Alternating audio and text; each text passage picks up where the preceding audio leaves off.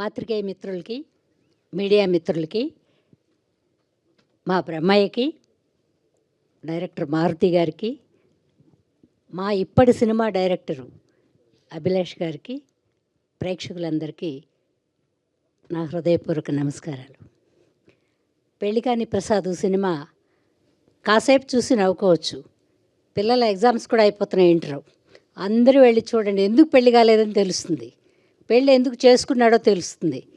అయితే సినిమా చిన్నది అని నేను చెప్పను, కానీ సినిమాలో కూర్చున్నంతసేపు ఒక్క సీన్ కూడా మిస్ అవ్వకుండా నవ్వుతూనే ఉంటారు. రకరకాల క్యారెక్టర్లు ఇప్పుడు జరిగే సన్నివేశాలకు దగ్గరగా ఉన్నాయి. చాలా బాగా తీశారు. మా వాళ్ళందరూ చాలా బాగా యాక్ట్ చేశారు. అంటే మహానటులు లేరు, కానీ ఒక మీడియంగా ఉండే వాళ్ళందరూ ఉన్నారు. సప్తగిరి గారికి తోడుగా తతిమ అడుగులన్నీ ఆయన వేస్తాడు, ఆయన వెనక మేము నడుస్తాం. నమస్కారం.